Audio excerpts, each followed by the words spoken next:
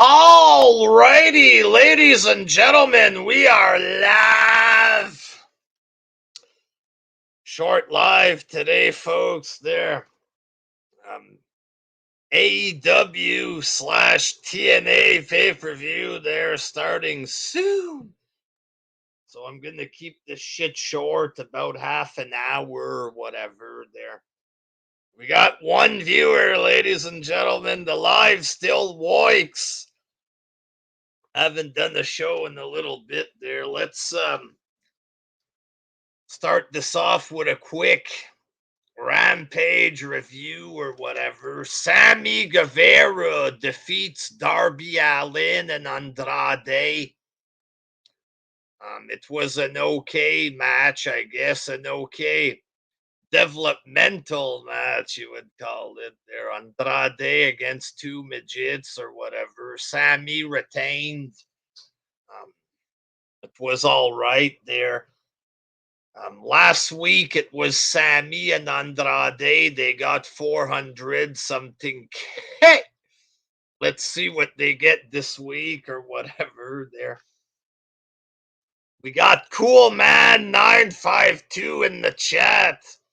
Agent 006. All righty. We got Burke in there. Chris Benoit, you wrote.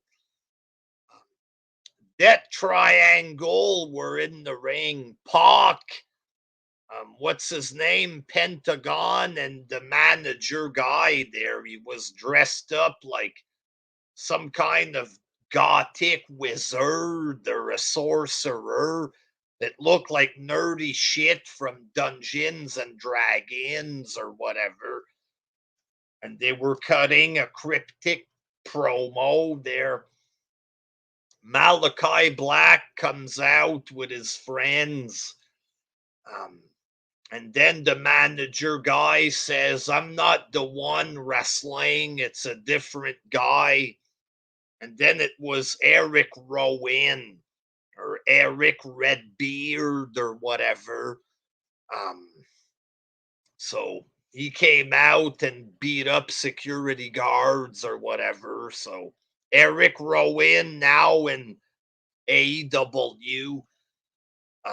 The segment looked pretty fucking weird there. I understand it's gothic and there's a lot of gothic fans in the in AEW fandom, I guess. I don't fucking know there.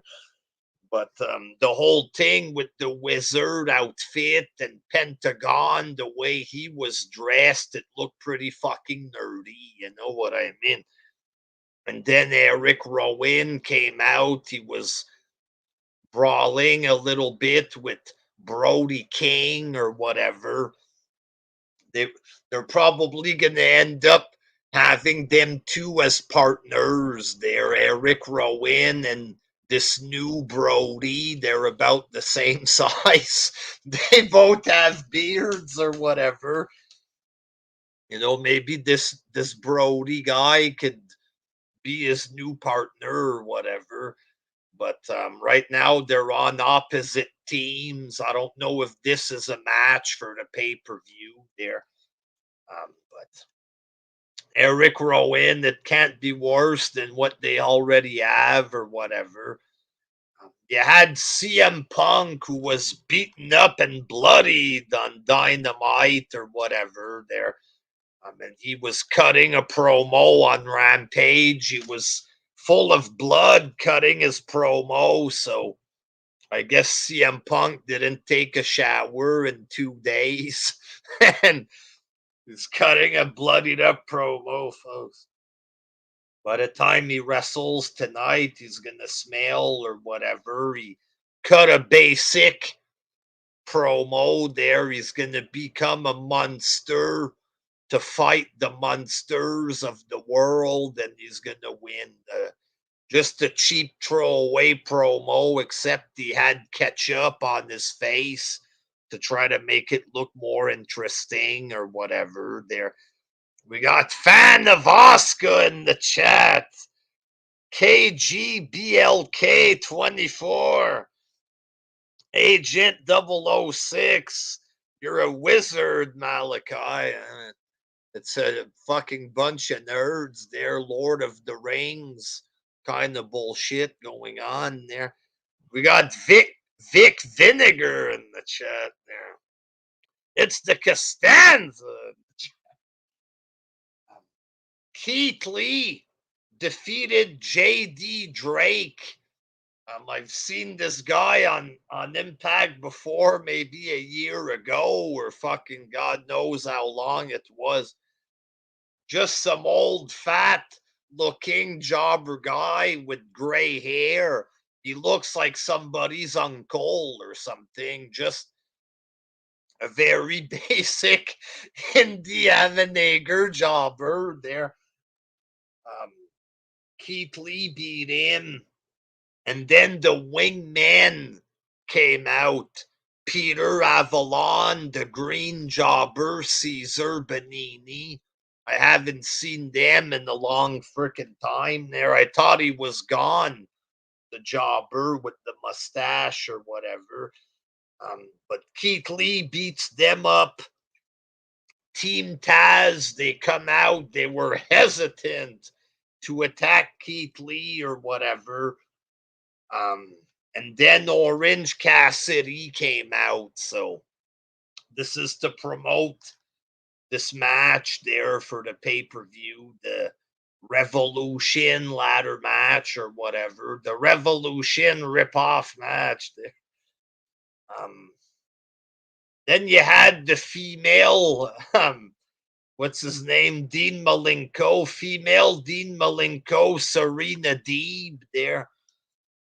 She's fighting another jobber, the Professor. It's a 5-minute match against a jobber every week. Again, it's another gimmick of older wrestler against jobber. Again, Cody Rhodes against jobbers. Punk, Bryan Danielson wrestling jobbers. And now it's a female version of this. If she wasn't boring enough, Serena Deeb there as a professor or whatever, fighting female jobbers. Very boring stuff. No wonder they get no viewers on this show. And then Hikaru Shida came out to attack her with a kendo stick there. Serena Deeb had beat her up in the past. Hikaru Shida, I like her. She's not very good in the ring, but she's likable at least a little bit there. She's better than the Japanese woman with a mustache, at least. I don't know. But Hikaru Shida's back, folks. We had Christian Cage defeating Ethan Page. Christian qualifies for this jobber ladder match or whatever. Jungle Boy and Luchasaurus come out to celebrate. The Young Bucks and Red Dragon come out because there's a triple threat tag team match, and then Bucks and Red Dragon start to do some cornball arguing between each other. They're like a parody of wrestling, fake arguing. Jungle Boy with the big dive, and he knocks them all down. And so it was okay, I guess, for a Hammenager show or whatever. It's on the same level as NXT Level Up or something, maybe a level lower. I don't know. It's better than NXT Level Up. I'm not even gonna watch that show there, but there you go, folks. I haven't reviewed Rampage in a while. It doesn't really count in my mind as a real show that needs to be reviewed, but maybe once in a while I'm gonna do it just for fun there. So yeah, okay for a throwaway developmental show that doesn't matter. The third hour, they call it, folks. Raw, it's 3 hours. They talk about the third hour, right? He calls this show the third hour. It's just a ripoff there, because WWE has a 3 hour Raw. We're gonna have a third hour, but it's gonna be on a different night. And it's pretty much a big fail, is what it is, with no viewership. So if you want to compare it to a show like Main Event that doesn't really matter, then it's okay, I guess. This week's episode was okay if you deem it as a worthless show there. Little bit of news, folks. There was an image released. Apparently, WWE, they had the tour, a tour of the UK or something. There's a show in France. There was an image released. Was this a mistake? Is this a fake image? Apparently, it's a real image, but the people who work for WWE might have done a mistake. Who knows, folks? Nowadays, you know what I mean. But there was an image release. It's Bray Wyatt and Braun Strowman. They're on the picture, so people are, you know, they're wondering, is Braun Strowman coming back? Is Bray Wyatt coming back? We don't know if the picture's fake or what have you. So, you don't know if they're coming back or not based on something like this. But Braun Strowman is supposed to do this control your narrative company with EC3.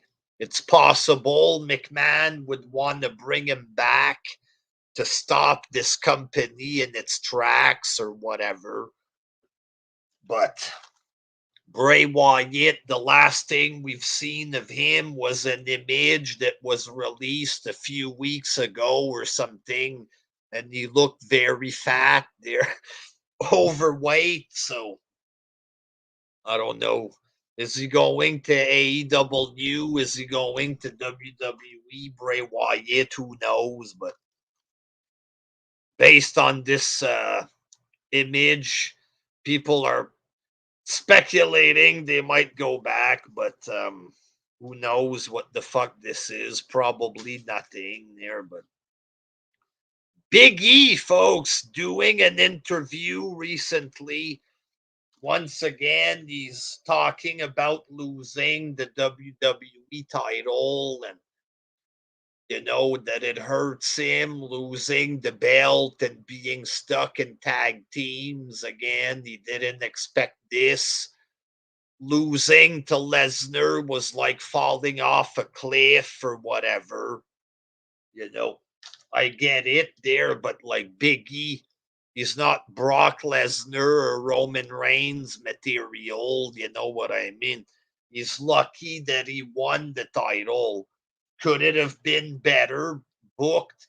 Probably, but he's not really a star. You know what I mean? It's possible they try again with him and book him as a heel, try to make him look more cool a bit.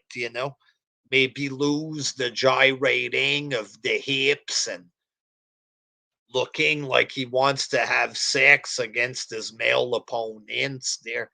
Maybe dropping this stuff and making him heel, maybe a manager or something. I don't know.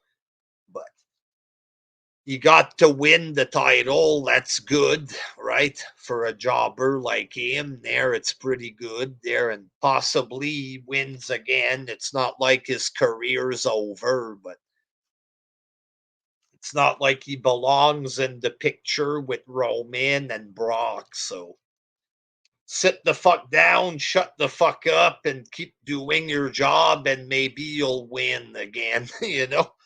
That's what I think there. So Alexa Bliss put out a tweet I love you all. Then there's a picture of a heart.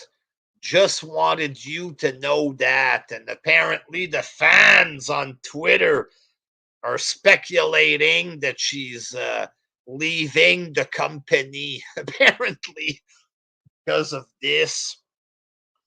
How saying I love you all means that she's leaving, I don't know there, but apparently she's going to AEW there. So just another Alexa Bliss clickbait story based on fuck all as usual there. Apparently, WWE wanted to buy Ring of Honor, folks. McMahon, apparently, there was talks with ROH management. I don't know if this was actually confirmed to be true there. Apparently, McMahon wanted to buy it only for the tape library, and he wanted to shut it down, folks, because he's evil, and he wanted to shut it down to hurt indie wrestling. And thank God, was any of this confirmed? I don't think so there, but thank God Tony Khan bought it, folks, because he's a hero, and he's a guy that came on the scene. His father's a billionaire, and he cashed in on Cody Rhodes' work there, and he's making millions off of Cody's initial movement with All In there. And now he purchased Ring of Honor. He's a hero, this guy. His father has money. But so it's pretty much a story there that Tony's a hero and McMahon is an evil guy that wanted to shut it down. So what is Tony going to do with this? Probably just lose money or whatever. You know what I mean? But he gets to look like a hero or whatever there for buying a company. If McMahon would have bought it, he would have been evil, right? But if Tony buys it, he's a hero. So, and according to Meltzer, Triple H, he would have bought Ring of Honor. He wanted to buy it, but he went down with the heart attack there. So apparently, if Triple H was around, he would have bought it and he would have been able to make the purchase. But because he went down, Tony was able to buy it, apparently. And something about McMahon wanting to buy New Japan, and New Japan stood up to them. Is any of this true? Who fucking knows? With Meltzer, it's fucking all kind of stories happen. Most of them aren't real. So, Chavo Guerrero, folks. Apparently, Tony Khan isn't returning his text. He's ignoring him, and he's pissed off because of this. Apparently, Tony said his job was secure. He was going to go do this, but then, he started texting Tony. Tony's not answering his texts, not returning his calls. And now he's been removed from the roster page or whatever. So, is Chavo gone? Is he there? Is this a wike? Who gives a fuck? I don't, folks.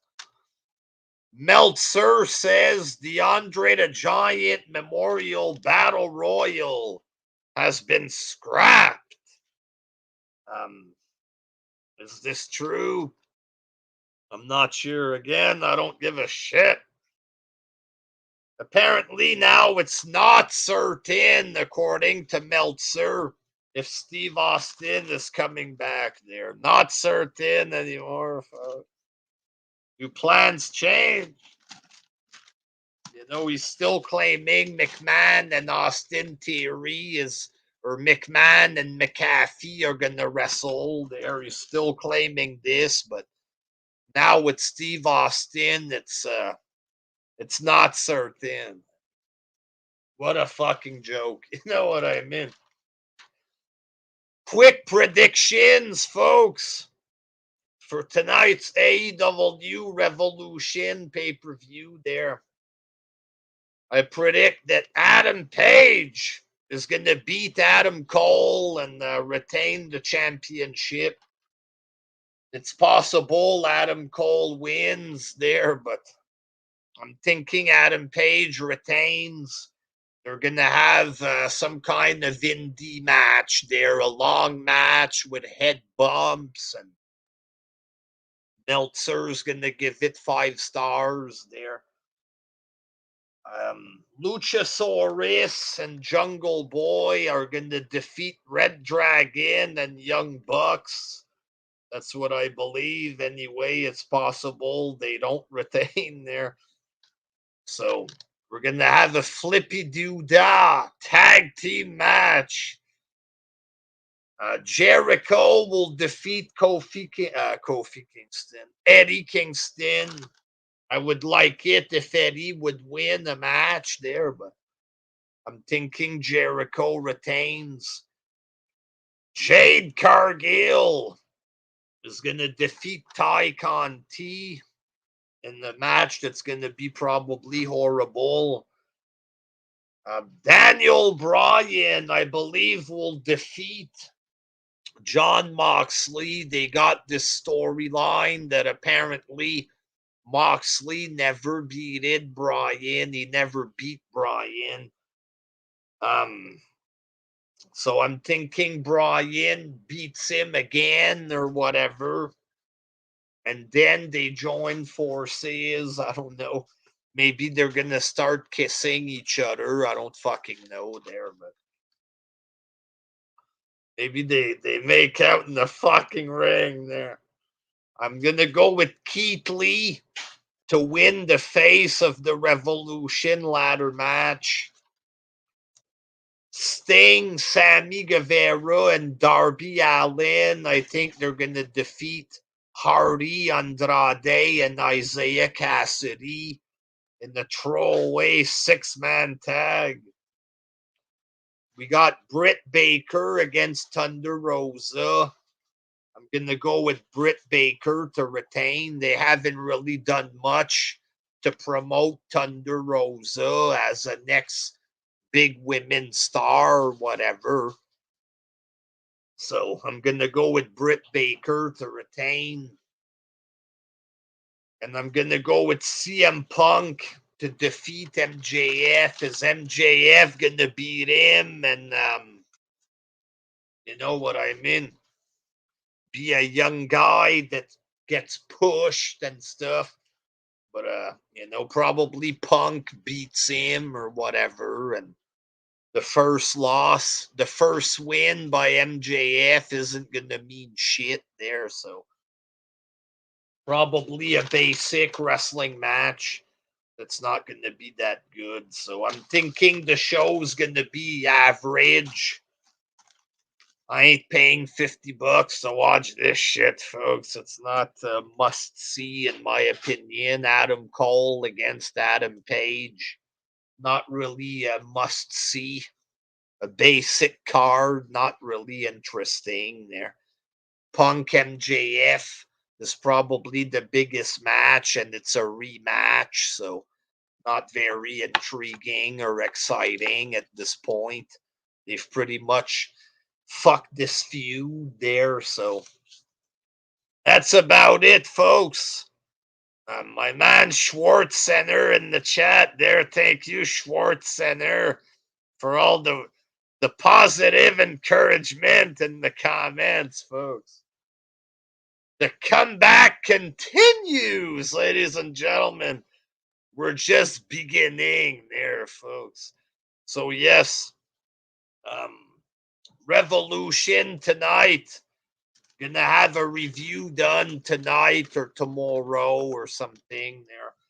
Possibly some vids tonight. We'll see what happens there, but y'all have a good night there. Watch this wrestling. Try not to fall asleep on this boring, subpar wrestling there, folks. All right. Until next time, thanks for watching there. Peace.